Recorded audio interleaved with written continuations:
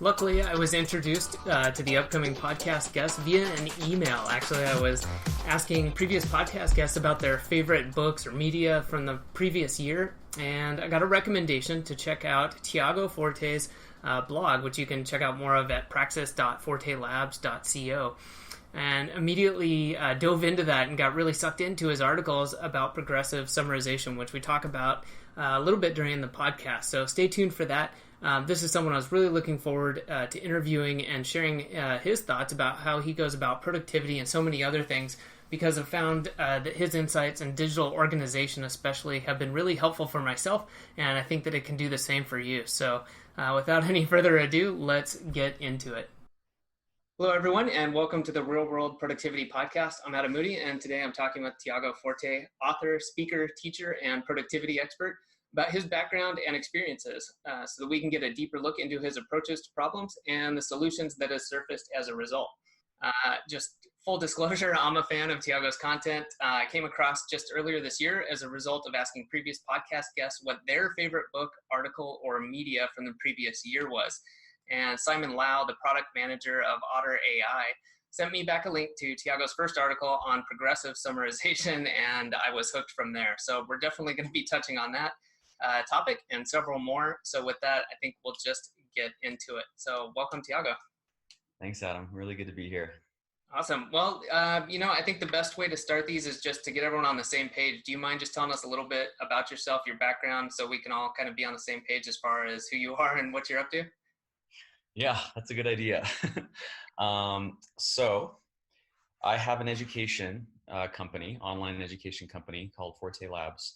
And we just do different kinds of education. We have online courses, ebooks, blog posts, as you saw. We also do live training events, workshops, really every kind of media, videos, YouTube videos, every kind of medium focused on productivity training. I really believe that this new economy we find ourselves in requires really rapid, really lifelong learning. And yet no one really teaches us how to do that. And it's difficult to find really high quality training, not in your specific profession, how to be a lawyer, how to be whatever, but in the general knowledge work, sometimes they're called the meta skills or the life skills that you need to just be a knowledge worker in the modern economy. So that's what I've been up to the past 6 or 7 years. Gotcha. Okay. And that makes sense, because then, and I totally agree with you, that if you ask someone if they've had formal training or education, and I'm using my air quotes and nobody else can see, and productivity, then the answer is generally no, because there is no formalized specific training out there, or rather there isn't yet, I guess. So how did you kind of come into this and say, this is, something that needs to be done? I first started thinking about it in the Peace Corps. I served in Eastern Ukraine for a couple years out of college. And I would teach these, my normal English classes was kind of my normal job. But then on the weekends, in after school programs and summer camps and weekend camps, I started teaching just what we would consider like really, really basic kind of self-organization skills. So like how to keep a to-do list, how to keep an agenda, how to manage a calendar. I would teach these things to these kids, teenagers in Ukrainian schools, and just saw the just tremendous impact it had. I just got a message on Instagram yesterday from one of my former students. This is now 7 or 8 or 9 years later. And she just said, I use the methods you taught me every single day. And I was just like, oh my gosh, like that was amazing. But then I came back to the US to kind of start my official career. There's the air quotes again, official career. And it was the same thing. Like I entered this really kind of elite consulting firm, this boutique consulting firm in San Francisco.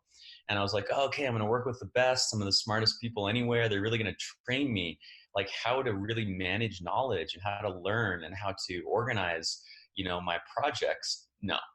Like if you've ever, been in a consulting firm, they throw you into the deep end day one and you learn by doing, which is great. I mean, that's the great thing about the workplace, but at the same time, there is education necessary.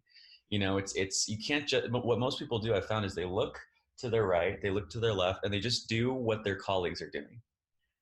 And if you have really good, bosses and mentors and managers, you rise, you benefit. But that's not the default, and end up picking bad habits from the start. Gotcha. Well, that's interesting too, and it kind of ties into something we talked about before we started recording. Do you mind telling us a little bit about, like, we're going to back up a little bit, but what's your normal routine like? We all, or at least I hear a lot about routines. We talk about the importance of them. But is there stuff you specifically do or you try to do on a daily basis as kind of like the foundation of what you do to keep yourself kind of productive or on a good path? It's an interesting question because we're such in this habits and routines era that has almost become synonymous with productivity and with effectiveness. But in some ways, I'm kind of the opposite end of the spectrum, where my work is really about giving people tools and skills to adapt, like to adapt quickly and effectively to different kinds of work, different kinds of projects, different kinds of environments. It's like helping people really be agile and responsive and adaptable to any situation. So in a way, that's kind of the opposite end of the spectrum, where it's like I live in this world of kind of quickly changing conditions, and how do you deal with that? So I'm really not that structured. I have a few, I'd say, keystone habits. I definitely read James Clear's book, followed his work. I actually teach a course on habits, funny enough, from some years ago. But, waking up at the same time, going to sleep at the same time is huge. Workout in the mornings 4 weekdays per week. It's a nice thing about living in Mexico is I can afford a personal trainer, which in San Francisco, where I live, be a fortune. Yeah. And besides that, I mean, I have a late lunch, which is kind of the Mexican tradition, more like 2 p.m. Try to unwind in the evenings with my wife, just maybe watching TV or meditating or reading or talking. So really nothing that extraordinary. But I do tend to have a lot of variation between weeks and between months. Like, last month I was traveling 2 or 3 weeks continuously and trying to stay productive on the road. I'm very project based. So depending on the mix of projects, I have one of these posters next to me showing my kind of portfolio of current projects. I find that my life really looks different depending on what I'm working on. And I like that. I really like that novelty. Definitely. Yeah, and this is interesting, and I'm going to go into dangerous territory here and try to kind of extrapolate on my own thoughts while I'm talking and we're recording. But I'm kind of wondering too, and I'm thinking clearly based on my own kind of biases and my own experience, is that like when I started looking at this and I thought, hey, I realized there's a need for me to be more productive, years ago, and like, what can I do? How can I do this? That forming those routines and habits was probably one of the more important things I did at the beginning. But then over time, moving in and saying, okay, that's great, I've got that, and that's certainly nothing I've discarded, but that helped form that foundation. And then looking at, okay, now I need to look at impact and results. That's what I need to do. Is that what, would you agree with that as far as kind of a progression of how someone might go through this stuff?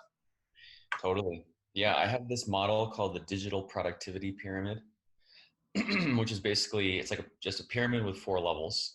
And it's kind of my model for how I've seen people advance in their learning. And it's similar. One way, so I use different labels, but one way of looking at it is like, you need efficiency first. Until you can just do things pretty efficiently, then everything else is not gonna work. But then you go to productivity and you think, okay, well, it's not just doing things fast, it's like doing them kind of more productively. It's producing some sort of result. And then you go to effectiveness, building on that, which is like, oh, well, I can actually not just do more, produce more, but do more with less and have leverage and really like look for those leverage points. But then there's like impact, which is even like above effectiveness, which is like, wow, of all the million things I could be effective at in this world, what really is calling? What's my calling for my skills and my knowledge and my purpose? But what I think people miss is you have to build those levels one at a time. If you're trying to do impact, but you can't even like check your email and clear your email inbox in an efficient way, you're going to get bogged down and no one's going to believe that you could pull that off.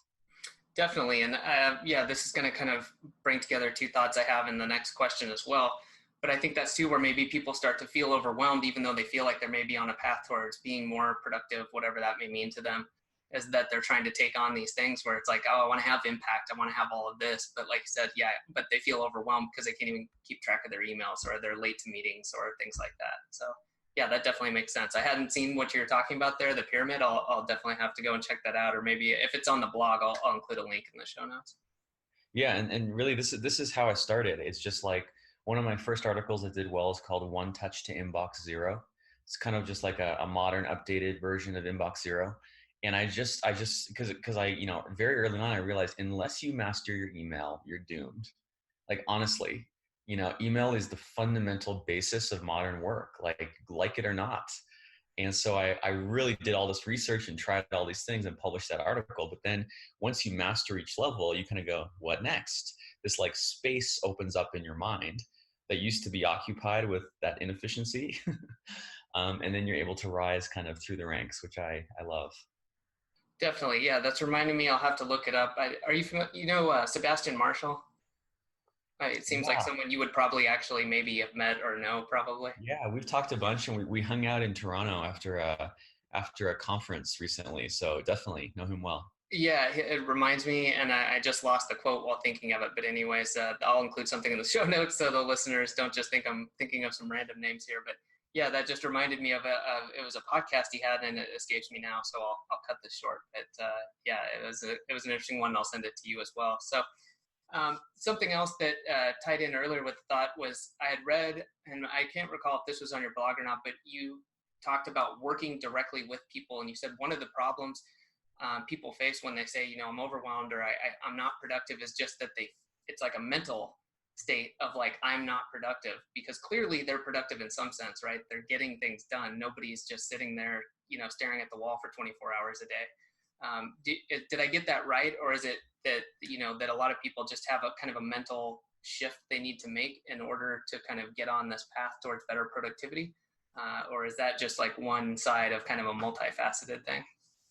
Yeah, definitely. I think there's a series of mindset shifts. In fact, I'm more and more I'm thinking of my work in that way, not as like equipping you with a particular tool or training you in a skill, although that is important, but really provoking a series of mindset shifts.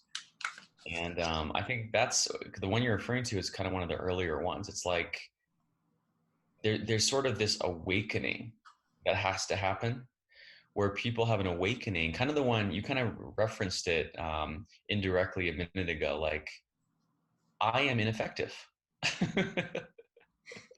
Until like you have to get to the source of your ineffectiveness. You have to just have that. It's like this little flash of self-awareness. Sometimes I see it happen in real time. It's pretty cool when people just realize there is a lot of potential out there. I have a lot of potential and I'm not reaching it. Hmm. And it's not anyone else's fault. It's not the fault of my environment. It's not the fault of my tools. It's just that I have something to learn. And that is the awakening that I look for before, I set them, I put them on a path as best I can towards those many levels that we just referred to. There's, unless you have that basic self-awareness, all this occurs is just like, why would I ever want to take a productivity course? Fair enough. Yeah, I think you've put it in a way I've heard people saying that, just like that sounds like the worst thing ever. But that's good. I think this ties in as well, with how I'm curious how you do this, and as well as what you see. I think you're at the point clearly where you, like you said, you realize you've got this potential, and you want to reach these higher levels. You want to have impact. You want to do these things. And that clearly means that you need to be receptive to, okay, I need to understand if there's a better way to do things, or how can I focus? How can I do this or that? So with like an abundance of great tools out there, or even ways to manage kind of your ideas, your information, how do you deal with, for example, maybe Notion, you're looking at that, and how does this help me as a tool without kind of getting that shiny object syndrome and going down a rabbit hole and realizing you spent 2 years just playing around with tools? Totally. Oh, this is my favorite soapbox. There is a tool mania out there. It really drives me crazy. People really have, like you said, shiny object syndrome, and it is so problematic because it's like, Leonardo da Vinci revolutionized multiple fields and domains of art using like I don't think it was even paper. It was like vellum or something, Yeah. notebooks. If he can do that, like the idea, the assumption that it's your tools that are going to somehow be the thing that unleashes your creative potential is just absurd. It's totally absurd. And at least people in this cycle that you just kind of referenced is like every time they're about quote unquote about to get started, Yeah. then their tool is outdated or there's a new one, or oh, but that one is even better, and then they spend all this time migrating and switching and learning, and then they start to settle down. But it's like they're really addicted to the cycle, to the hope of jumping ship and thinking this new thing is going to save them. Whereas I feel like I never switch tools. I've been using the same task manager, it's called Things, since the very beginning. Never felt the slightest temptation to switch. Using Evernote since the beginning. I can't think of an app that I've switched since the first ones that I adopted. There's no reason to. Now I've changed the methods all the time. That's the layer you want to optimize, is like the methods, the approach, the system, the habits also. But the tool, I mean, really most tools are very similar. Yeah. Yeah. And I always think of it too in terms of kind of maybe opportunity cost, but something can't be 1% better, 5% better. Even with this now, I think this has got such a high cost. It can't be 10% better, which would cause a lot of people and other products to switch. It's got to be a massive upgrade because the amount of work and, that's going to go into it, whether it's something like switching a database or migrating, although that's becoming easier now with technology. But yeah, look at that. And it's just like, oh man, this is such a problem. Like, well, should I use this app? Is this going to make me productive? Like, I don't know, maybe but no, probably not. So, oh man. If you're asking that question, no. Yeah. But I will ask this because if people are curious, and this is a little bit of like productivity porn kind of idea, like what is your stack? Like, what do you use? You've already talked about Evernote and Things. Is there other stuff that you use on a I guess regular basis? I do, yeah, definitely. I have a post if people are interested.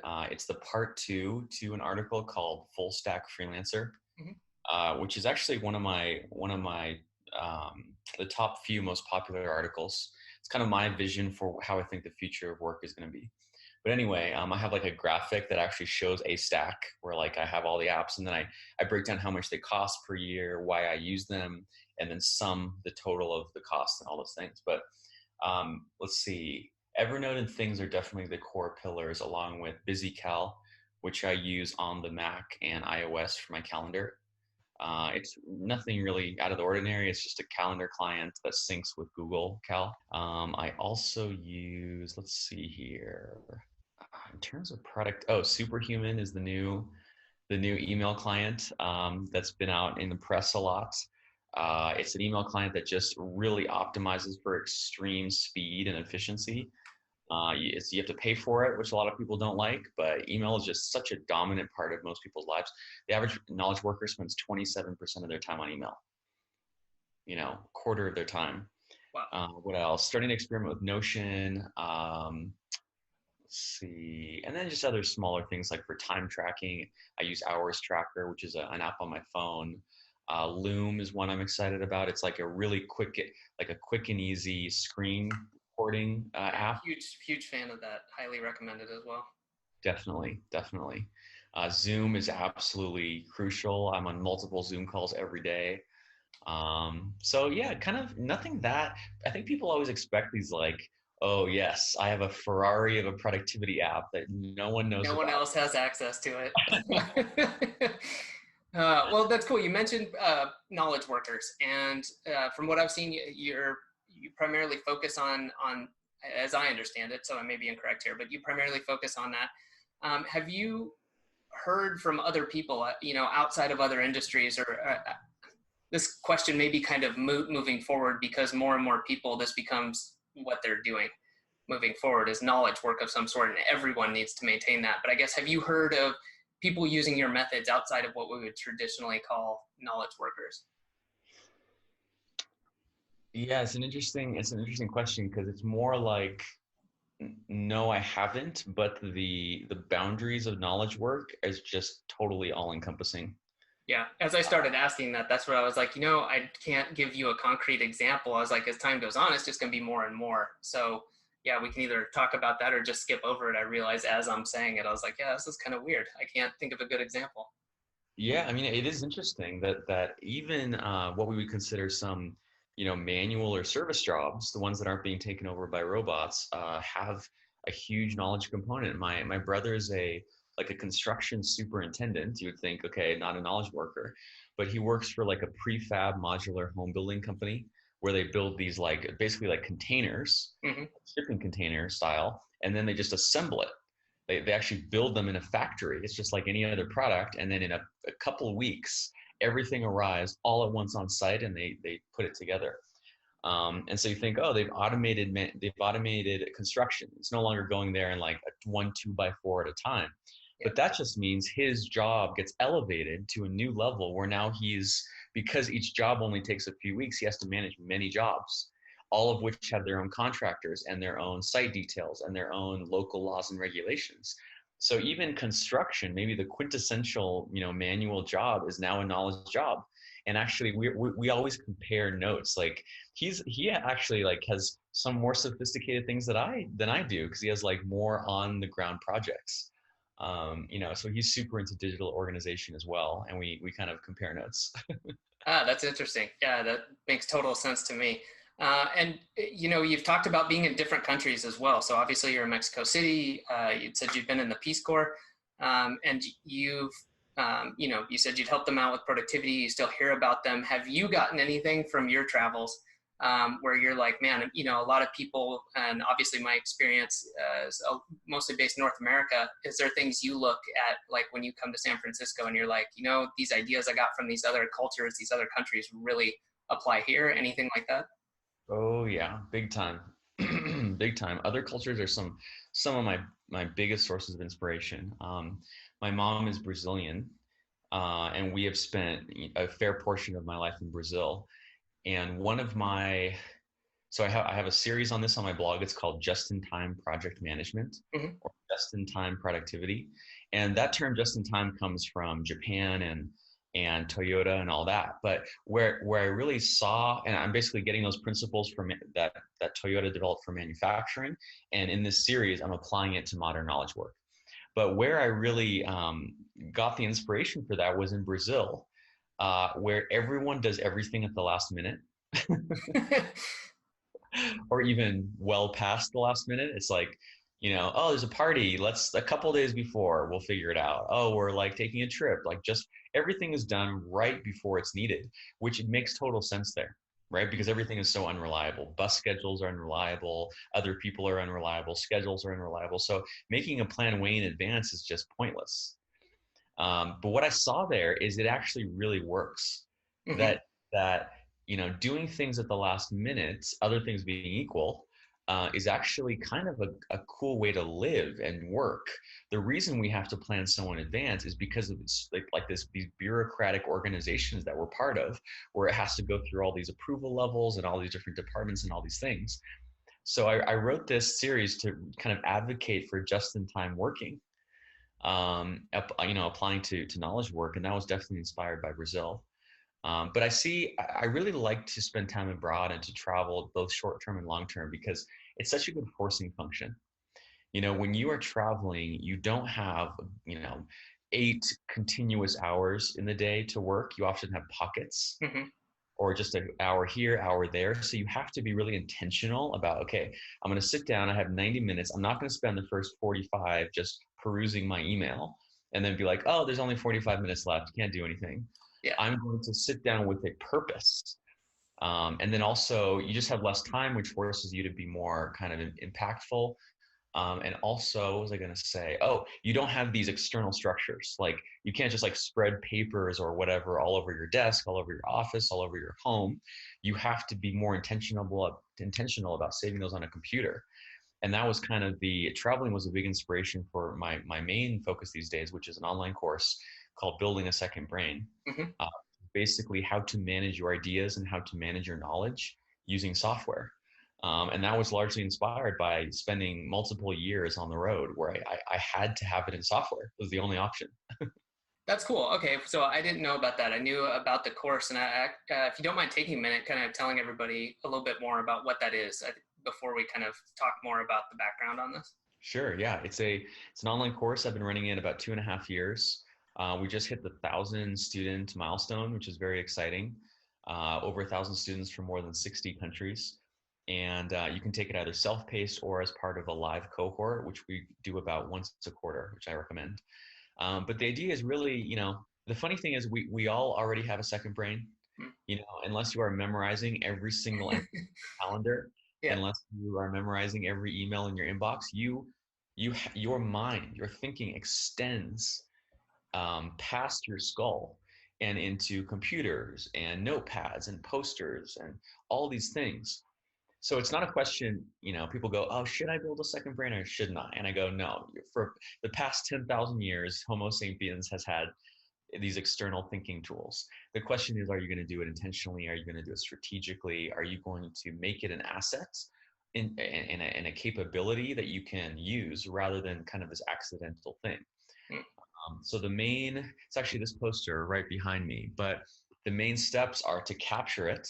So you have to save it, whether writing down some text or taking a photo or a web page or whatever. And the category of software that I recommend for this is note-taking apps. So I use Evernote, but equally viable is Microsoft OneNote, Google Keep, Apple Notes, Bear, Notion. There's so many. So capture, then you need to organize it. So I show you how to structure it in a way that you can actually find it when you need it, which is the big challenge. Yeah. And then I show you how to distill it. So turn this knowledge into these little packets, these little, easily usable packets of knowledge, and then how to express it, how to turn it into writing, into speaking, into analysis, into all sorts of different, productive output. And that's the course. Cool. Yeah. What I like, you definitely wrote this somewhere. I can't recall exactly, but you'd said we have this amazing capability, which is also a huge problem right now, which is, we've got computers, we've got hard drives, we have the ability to save anything we want to, but the organization and the ability to even recall that information as needed or when needed is really lacking. And so that's definitely what I find to be of interest about what you're doing.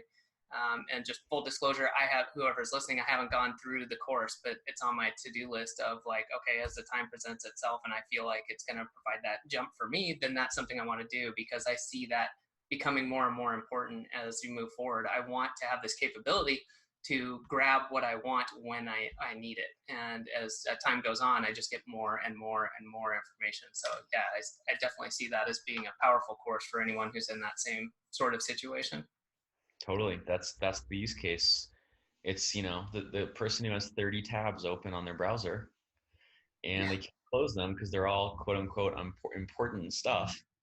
But that's, the browser was not made to manage ideas. It was not made to manage knowledge. It was made to just access it.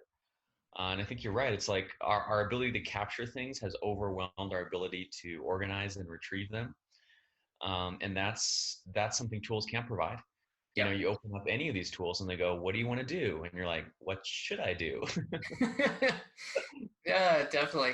Yeah, and that leads me into the progressive summarization idea, which having not gone through the course, but I assume that's kind of a part of building the second brain and how you deal with this information, or maybe not. It is. Okay. Yeah, that's part of the distill phase. So once you start capturing notes, you very quickly, anyone who's used note-taking apps, before they know it, they have hundreds of notes. And they're just like, well, I have no time to even review I don't even remember what I have in here. And so distillation, getting, say, your book notes, which can run into the thousands. I mean, just the highlights, just the excerpts can easily run into the thousands of words. Like when in your workday, like even if it's a book that's super useful to something you're working on, when are you going to have time to go through and read those? Yeah. So you have to distill these notes into these little bite-sized summaries. So that the analogy I use is putting a handle on a suitcase. If you have like a heavy suitcase of knowledge, but it has no handles, you're just like, oh, like you can't get it anywhere. But if it has this nice handle, you have a place to just pick it up and move it to where it needs to go. Yeah, and the other idea, one, I like that analogy. And two, the thing I really liked about the way you described this was, maybe you read a book, that's great, and you do want to keep those notes. But if you end up never needing that information again, you don't want to put 10 hours of annotation and summarization and all this crazy work in up front. You want to do that when you need it, which really rang true with me. And I would imagine with anybody who's listening or lots of people out there, it's kind of, for me, that was a mind shift. I think I'd, unconsciously thought of that. Of course, it makes sense when you say it out loud, but that was such a big one of like, yes, kind of just in time. I don't want to put in all the work up front. I need to do it as it becomes more and more important. Exactly. Cool. Yeah, you summarized it better than I could have. So highly encourage anyone listening to go check out the articles. I'm going to mess up the URL real quick. Do you mind? What's the blog URL? My blog is called Praxis, which is just Praxis .Forte Labs, which is my website, FORTELABS.co. And I'm realizing I need to get a better URL because that's quite a mouthful. It works. If it, I found it. I think other people will, but yeah, maybe shorten it up a little bit. Originally, it was just like one little corner of my website. It was like one little subdomain. And at this point, it gets more visits than the whole rest of the website. So I think I need to reverse those. Yeah, switch things around. So we got time for one more or maybe two more areas. And I'm just interested, I'm going to start broad here. We can narrow down if you want to. How do you feel about the use of automation in productivity, just in general? And then do you have anything that you recommend people to use as far as either methods, kind of starting high level? Like, one, are you a fan, or do you believe people should be doing more intentional kind of manual sort of reviews or movement, things like that, to stay on top of what's going on? Yeah, that's an interesting question. I think automation can be overrated. So, I mean, that example is great, like reviews. You could somehow automate a review, like, oh, just pull my top five, completed tasks, and then move all, read emails to the archive and do this or that and all these things. You could automate those easily. But to me, it's the very manualness of the review that gives it the value. It's like having to sit down and think and go through my current projects, go through my priorities, and really think, what is going on here? How is it going? Am I happy with it? Do I want to change something? And there's like a pattern matching that your human brain can do, when you're sitting down and just thinking, okay, why am I so resistant to this project? There's no automated way to detect that. That has more to do with self-awareness and introspection and reflection. Same thing with time tracking. Like for a few years, I still do it casually, but for a few years I was fanatical about it. And this is actually what I recommend. Like long-term, I think that you do time tracking intensively for a period. You have that mindset shift, like we were talking about, of really getting how long things take, which people tend to have just no awareness of this. But I really wanted to do it manually, like having a little widget in my menu bar tell me, I tried it. I'd get to the end of the week and be like, okay, I spent X out, 4 hours a day in my web browser. What does that tell? That doesn't tell me anything, you know? Whereas having this app on my phone, the one I use is Hours Tracker, and manually clocking in and out, almost like the old punch cards that you used to have at work, I found not only give me much better data because I could be much more granular in what I was clocking into, but also it really helped the self-awareness, which I think is the ultimate goal. Because, instead of doing the rapid switching, which people do, like they'll spend a few minutes in each of five different things, constantly switching back and forth. You have to go, okay, now I'm stopping email, clocking out of email. I will not look at email anymore. Now I'm clocking into this. And it creates these very sharp boundaries between the things you're focusing on, which promotes focus. Yeah, that's interesting too. I think I've taken the same route where I do it manually from time to time. I'll just feel like I need to get a better grip, or I'm not sure where my time's going exactly. I need to do this again. So I'll do it for 2 days and just pull out a piece of paper and break it down. And that's generally how I recommend other people to do it. And then I've recently started using the Timular device, which I really like. And then but doing it simply, I just track 4 to 6 areas and just kind of, I don't need to know down to the minute. I just want to know, hey, how am I working 4 hours a day or 6 hours? What's actually happening? And then if I need to, I can kind of go deeper. So yeah, totally. That's interesting. And then this is also on my mind because I'm in the middle of reading Principles by Ray Dalio. Yeah. I'm probably going to mess up his name. I know it was published a couple years ago. I had a ton of recommendations. and finally got around to reading it. And it's this idea to me as well of having these maybe higher level algorithms that help you choose what to automate, in a sense of like, just as an example, like you should be doing, I believe, and I'm pretty sure you do too, some sort of a review, whether it's project based or maybe it's on a time period based. And you should never, at some point you don't want to assign that to an algorithm, but you need a way to get to that point to say, okay, how often should I do this? So I think coming up with those guiding principles maybe is a good idea. Do you feel like that? Yeah. I think people tend to try to automate the things they should be attending to, and then they attend to things they should be automating.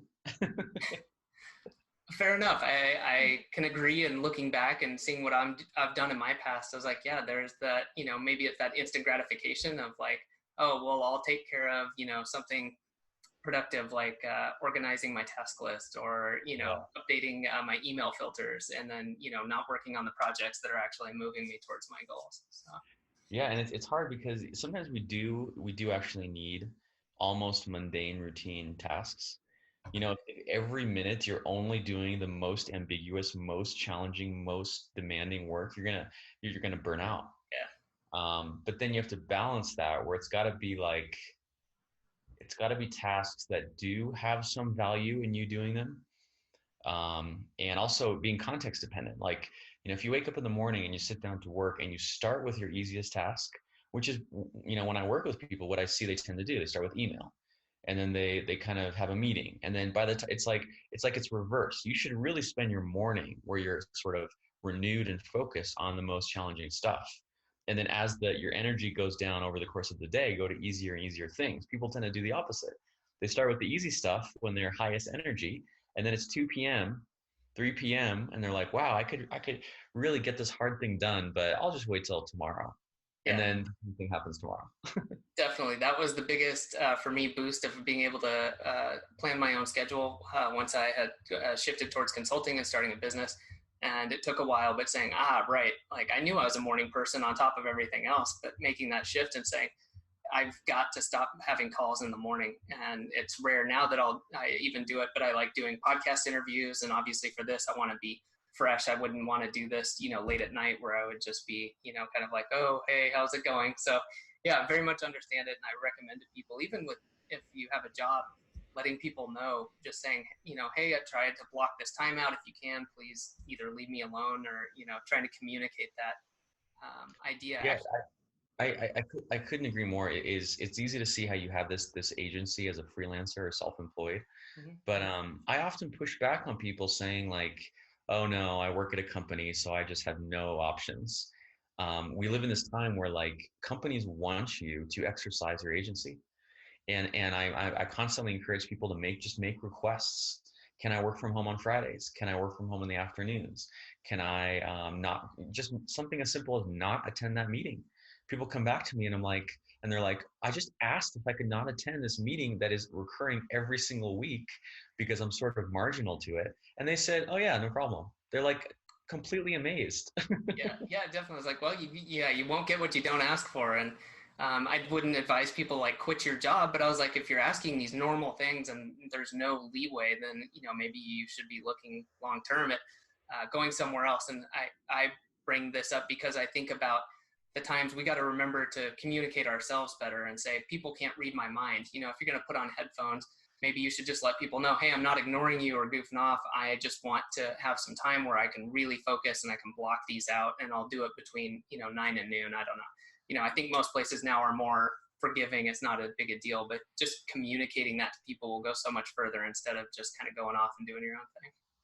Yeah, I mean, I think there's definitely some considerations. Like your manager or boss or whatever is going to look for evidence that you can self-manage. So if you're asking for all these freedoms, there has to be a corresponding increase in responsibility and integrity and follow-up in just diligence.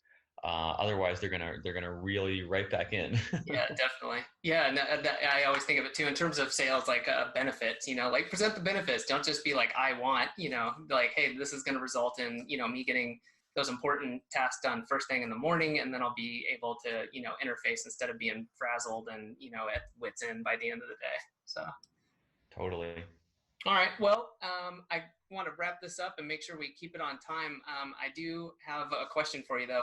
So you can't recommend your own stuff as good as it is, but what book or reading or media material right now would you recommend, or do you find yourself recommending to people the most?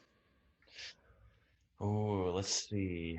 It really depends on the situation. All right, and I But won't hold you to just one. If you got a few you think might cover it, we can do that. yeah, let me think. General recommendation. I mean, I'm definitely recommending James Clear's Atomic Habits right now. Mm-hmm. I think he's really nailed a simple, that's the key, is just like what you need to know about habits, not making it into like a full-time job. Mm. I gave him feedback on an early draft of that book, so I'm kind of proud of it. But besides that, it really depends what you're looking for, like um, if you're looking at, I mean, I'll go out on a limb here. What I'm reading about right now is trauma. All right, Um, from what angle? I'm curious. Like, Yeah, there's a book called The Body Keeps the Score that was recommended to me. It's by this Harvard doctor who's founded one of the first trauma centers in like the 70s. And he has decades of treating people with trauma. And it's fascinating because, as a teacher and a coach, and you're probably similar, like you pretty quickly deal with pretty deep things. It's not just, okay, rearrange your pencils on your desk. It's like, who are you? What do you want? What do you care about? What are your boundaries?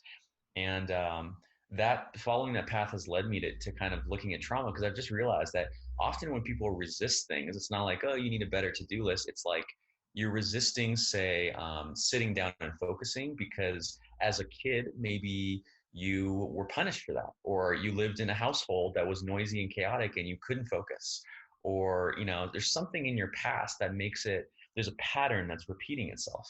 mm, And so I'm trying to figure out, I'm doing this reading, figuring out like, okay, I'm not a therapist, I'm not a doctor, but how do I give people opportunities to sort of understand themselves better and resolve these challenges at a deeper level than just like force yourself to do something better, yeah. which I think has limited returns. So, I mean, I'll recommend that book, The Body Keeps the Score. It's pretty amazing. Outstanding. Yeah, and I think there's another benefit to this too, is reading things that are maybe not directly within the scope of whatever it is that you're, either passionate about or the most, focused on. And this, finding tangential areas that, or unrelated.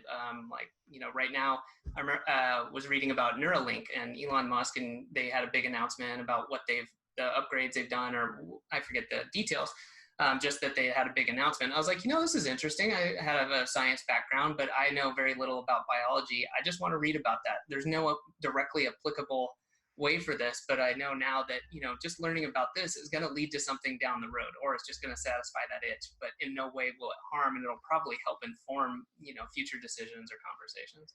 Totally. Oh yeah, the best writing on productivity doesn't contain the word productivity. Yeah. Some of the best writing on habits doesn't contain the word habits, because it's like what you're trying to do with reading is have a new perspective. And if the person is writing from that existing perspective, by definition, it's going to be hard for them to really step out of that framing.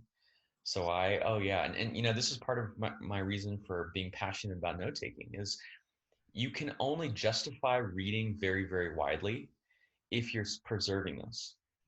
Like if you read, let's say you read all about biology, but then you save nothing, you preserve nothing, you store nothing. Maybe a few years from now, you have a project related to biology, but you're basically gonna have to reread all of that. You're not gonna remember hardly anything. And so by having this way to preserve this knowledge that we're consuming, you can actually cast your net way wider, because it's like a book you're reading could be useful a year from now, 10 years from now, 20 years from now, 30 years from now. You're really playing the long game of learning rather than just trying to keep what you can keep in your head.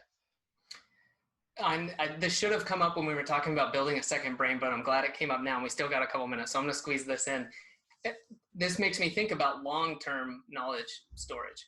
So do you see, or I'm sure this has crossed your mind, how do you see like the information you find valuable? Could you see that somehow being stored and accessed by literally future generations, or of being of use? Or do you figure that, the day it's over for Tiago and, you're buried or whatever, that, that's it, that your knowledge is no longer useful? This is so funny. Someone on Twitter just asked me this morning. And so my perspective on this maybe is different. So I really think of notes as disposable. Mm-hmm. I think the purpose of notes is like a bridge. It's like a bridge from consumption to creation. And I see, I'm kind of deep in this note-taking world, and I see people like, etching their notes onto like platinum hard disks and then burying them in the desert. Like there's every kind of crazy, how do we save this for 1,000 years, 1,000,000 years, all this stuff. I think that's pretty foolish. It's interesting as a thought experiment, but I think what's going to be preserved, what's going to stand the test of time is the outputs. Mm-hmm. And this is what's so valuable about, say, a book. Right? A book, what's so amazing about a book, and the reason books are never going to go away, is it's maybe the one kind of knowledge that is completely self-contained, right? Like every book is written, or I guess mainstream books are written from the perspective that any human being with, just basic general knowledge should be able to consume this from beginning to end and be able to make sense of what it means. And that's not really true of social media. It's not even really true of online articles, which usually assume pre-existing knowledge.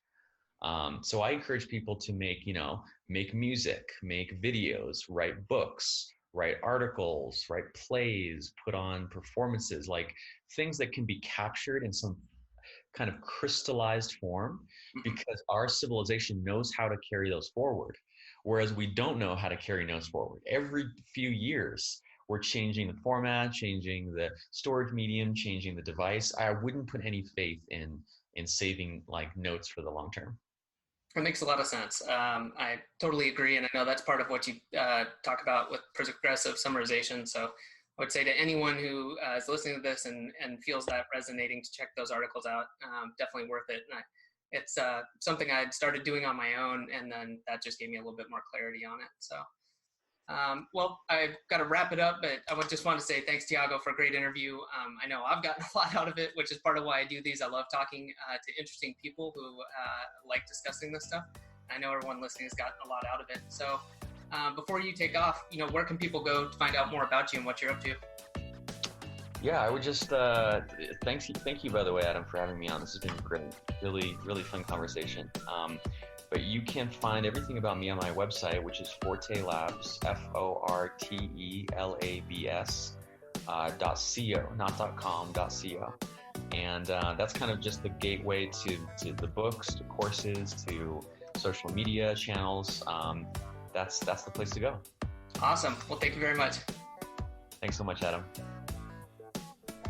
Thanks for listening to this episode of the Real World Productivity Podcast. If you know someone that would enjoy this episode, please grab the link and send it via email, message, or whatever means works best.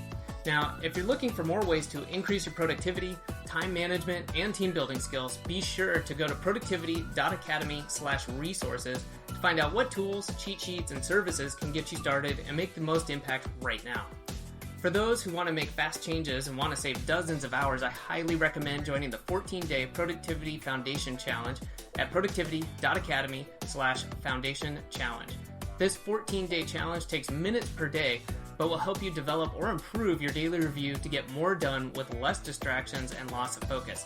You'll also get over-the-shoulder directions for setting up an automation to save dozens of hours, and the process for deciding what else you should automate and how to do it. And if you're serious about continuous improvement and you know that productivity, time management, and team building will impact every area of your personal and professional life, join us in the Growth Automation membership. Find out more at productivity.academy/join.